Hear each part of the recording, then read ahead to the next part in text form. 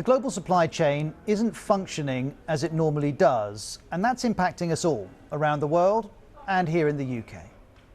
You can't lay bricks, you can't cast concrete slabs, and then it's the knock-on effects for our men, our subcontractors, and of course our clients.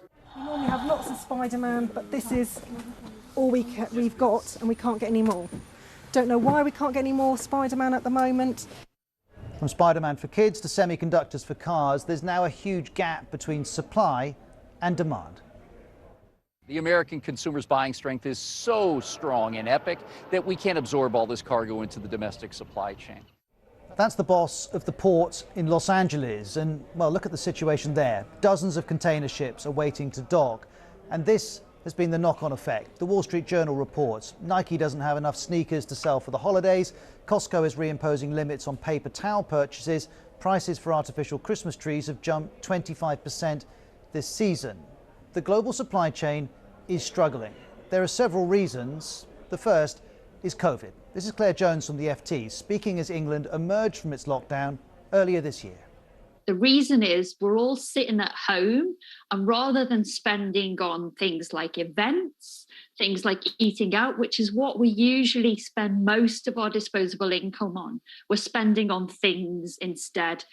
The problem is some of those things aren't arriving. COVID has brought surging demand, but also closed factories and labour shortages. And there's another factor too, shipping. 90% of the world's goods are transported on our seas. And this year, we've seen the fragility of that shipping network. The Suez Canal's in Egypt. It's a shortcut from Asia to Europe for cargo ships. And when one ship got stuck in the canal, it caused havoc. What this affair has shown is just how much impact a single event involving one giant vessel can have on the entire global supply chain.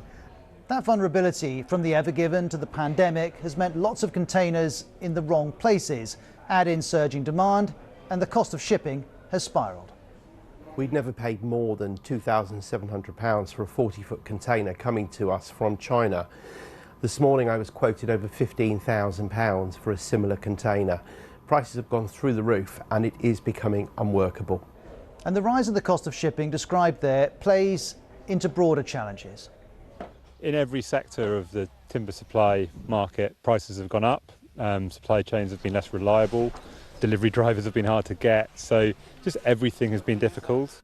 Now in the UK, the driver shortages are in part, though not entirely, connected to Brexit. But the UK is not alone in having labour shortages. Forbes magazine wrote this summer, the economic data is fairly clear. Employers are getting desperate for workers in the US. And those docking delays we saw in Los Angeles, well, staff shortages are one reason that they're happening. Well, that's COVID, shipping and labour shortages. Next is politics, because rebuilding some supply chains in the US and reducing reliance on China is a priority for President Biden.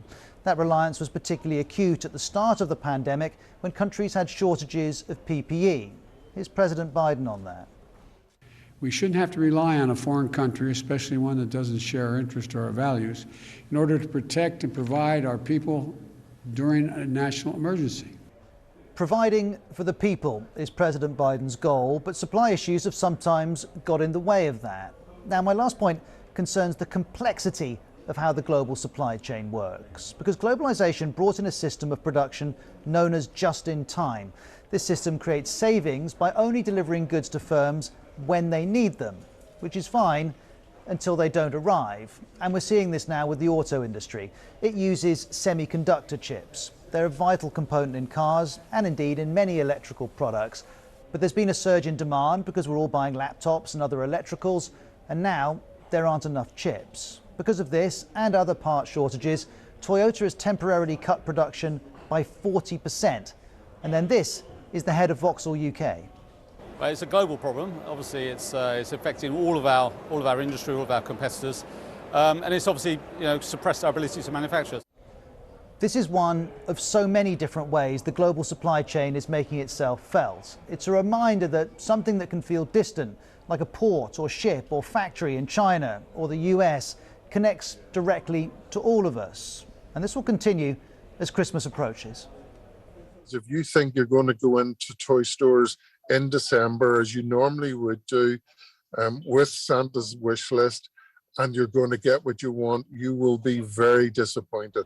The issues with the global supply chain have created short-term challenges, but they're also a prompt to consider how we organise our world. Globalisation has made many products possible and affordable, but this isn't just about whether toys arrive for Christmas or if cars can be made on time. The current situation raises deeper questions about the volume of things we make and consume, and about how and where we make them.